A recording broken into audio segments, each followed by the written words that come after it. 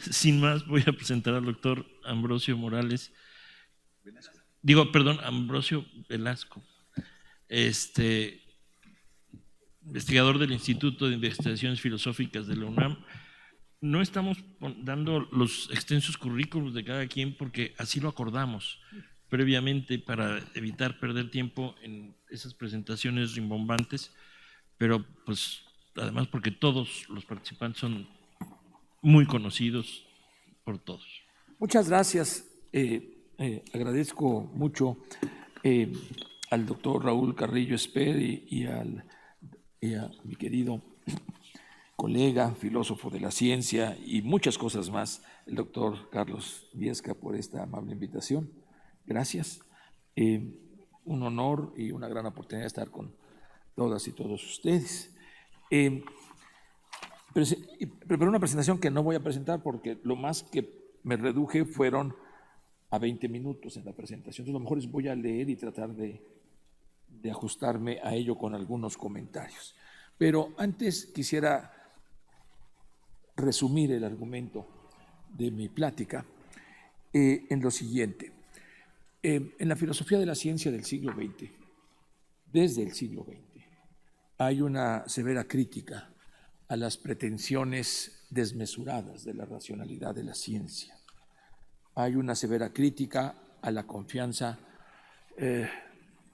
indudable en un lenguaje preciso y en un método demostrativo que nos lleva a la certeza y a la verdad.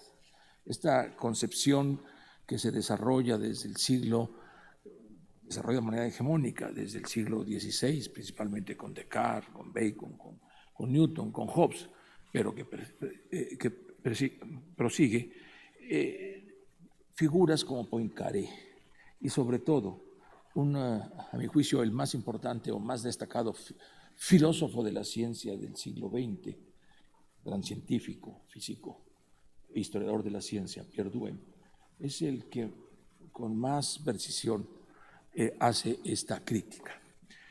Y cuando nos quedamos sin este apoyo de estas garantías de lenguaje y métodos seguros, parecería que nos quedamos en un escepticismo, en un relativismo, en un oscurantismo. Duhem da una respuesta alternativa. Y esto es lo que quiero platicar brevemente el día de hoy. Quiero aclarar que esa respuesta, mucho antes que Duhem, fue planteada en el humanismo mexicano por figuras tan brillantes como el catedrático fundador de la Universidad de México, amigo y colaborador y mutuos abogados de Fray Luis de León, que es Alonso de la Veracruz. Y no solo por él, también por la mayoría de los grandes humanistas mexicanos de los siglos XVI a XVIII. Entre ellas, Sor Juana Inés de la Cruz, una de las más brillantes filósofas y una de las críticas más finas a la concepción moderna de racionalidad. Pero no voy a hablar de ellas, me voy a referir a Claude Bernard, no, a Pierre Duhem, sobre todo por lo que he dicho y además porque inicia uno de su propuesta con una crítica a Claude Bernard. Voy a ello. Bueno, ya resumí buena parte de voy a saltar parte. Simplemente decir que esta crítica a la concepción moderna de la racionalidad, caracterizada por lo que, muy esquemáticamente, por lo que he dicho, pues amenaza con un escepticismo, con un oscurantismo. Si no tenemos certeza, si no tenemos verdad demostrada, pues nos quedamos en tinieblas. No es así. Y aquí rescato la propuesta de Claude Bernard. Desde luego, estoy resumiendo mucho, pero la propuesta de Duhem no solo es una crítica a Claude Bernard, es una crítica a toda la concepción moderna de la racionalidad, específicamente a Descartes y específicamente a Newton. En su gran libro El fin y la estructura de la teoría física, 1905, hace estas críticas y al mismo tiempo su propuesta. A raíz de ello, muchos de los filósofos más destacados de la ciencia del siglo XX, menciono Karl Neurath, Karl R. Popper, Polanyi, Kuhn, Tulmin, Lakatos, Laudan, Feyerabend, Rorty, Kitcher, todos ellos rescatan estas ideas seminales de Duhem, aunque no se las reconozcan explícitamente.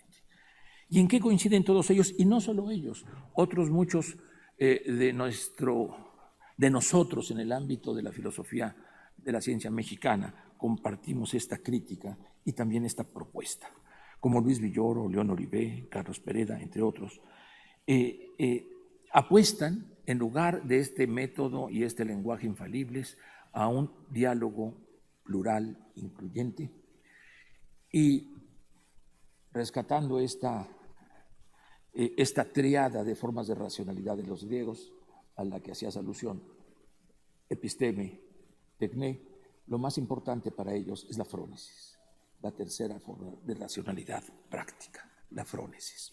Bueno, voy directo ya, porque yo creo que ya me comí la mitad y todavía no. Dije que iba a leer, no, ya no lo voy a leer. Voy derecho a esta propuesta de Duhem, que después se conoció como el problema de la subdeterminación empírica y yo agrego metodológica de las teorías. Leo este problema fundamental. Un físico decide demostrar lo inadecuado de una proposición. La predicción del fenómeno cuya no producción resuelve el debate no se deriva solamente de la proposición cuestionada, sino de ella en conjunción con un grupo de teorías. Si el fenómeno predicho no se produce, no solo se cuestiona la proposición bajo prueba, sino de todo el andamiaje teórico utilizado por el físico. Este es el argumento holista de la contrastación o de la experimentación de teorías. Es imposible, y esta es la discusión con Claude Bernard, es imposible contrastar una hipótesis aislada. Siempre es una conjunción de hipótesis. Y si la implicación observacional o experimental contradice este conjunto de hipótesis, nos señala en estricta lógica que al menos hay un error, pero no nos señala dónde. Sigo leyendo.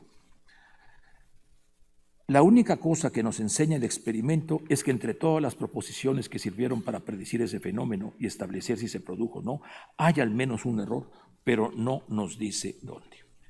Por lo tanto, agrega Duhem, en realidad el valor demostrativo del método experimental está muy lejos de ser riguroso o absoluto. La evaluación de los resultados es mucho más delicada y sujeto a medidas de precaución. Aquí ya me salto parte de los argumentos que sigue abundando sobre esto y me voy a la solución. El hecho de que el método experimental no sea concluyente y no pueda decidir sobre sí solo respecto a la verificación o refutación de ideas, mal que le pese a Popper. Popper lo reconoce, ¿eh? Dice, sí, es cierto, jamás es posible refutar de manera concluyente hipótesis alguna, pero si no lo hacemos así, por ley estatutaria, como le dice Lakatos, nunca salves a la hipótesis central de la refutación. Si no lo hacemos así, no progresamos. Bueno, esto es insensato para muchos. ¿Qué es lo que propone Duhem? La lógica pura no es la única regla de nuestros juicios. Algunas opiniones que no caen bajo el martillo del principio de contradicción son perfectamente carentes de razonabilidad. Estos motivos que no proceden de la lógica y no obstante dirigen nuestras preferencias, estas razones que la razón no conoce, parafraseando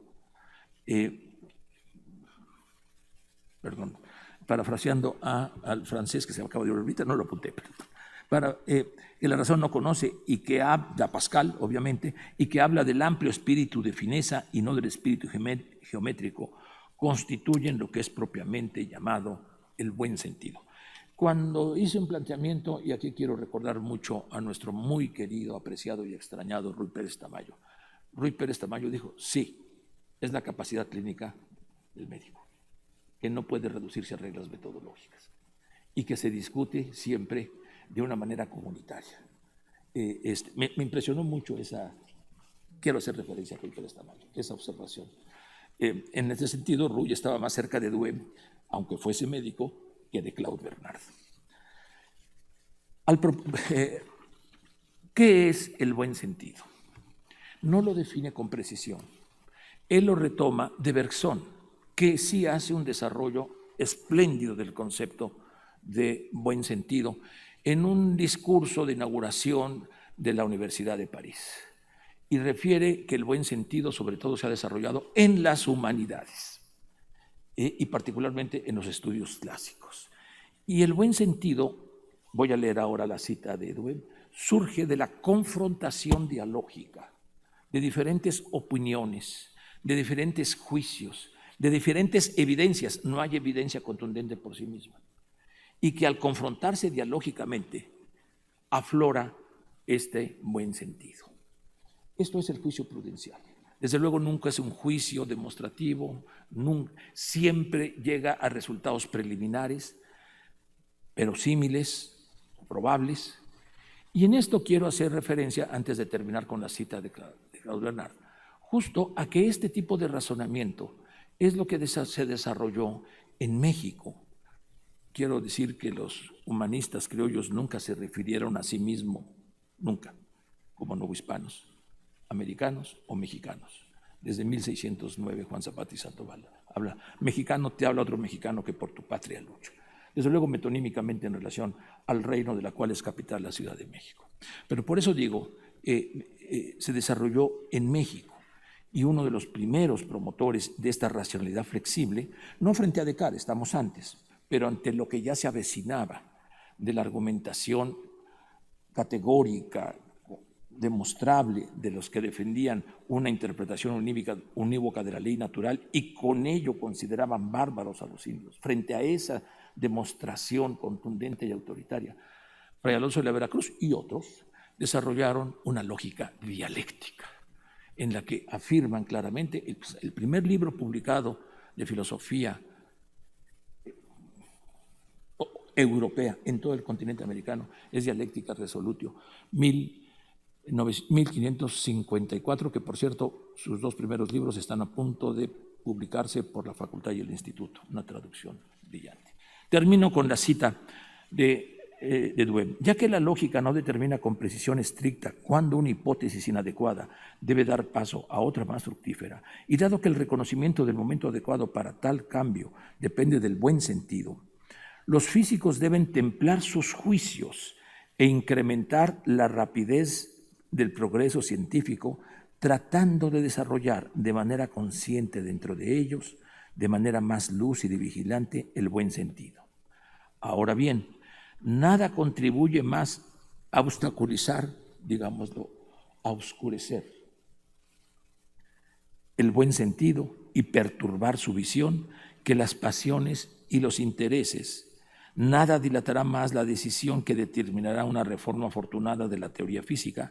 ¿Cuáles pasiones e intereses? No los valores, no emociones que se asocian a los puntos de vista, sino la siguiente: la vanidad que hace a un físico ser demasiado indulgente con su propio sistema y demasiado severo con el sistema del otro.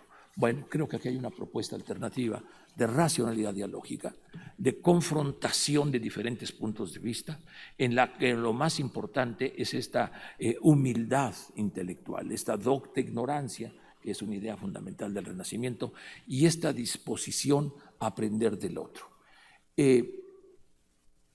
Yo he elaborado a partir de, no he elaborado, he propuesto a partir de John Dewey el concepto de equidad epistémica. Necesitamos equidad en las discusiones y no la arrogancia de que porque se sea científico de tal o tal escuela o no científico, o lo que sea, se asuma a priori una superioridad más allá de la discusión dialógica. Y creo que esto es lo que nos propone Duhem. Muchas gracias.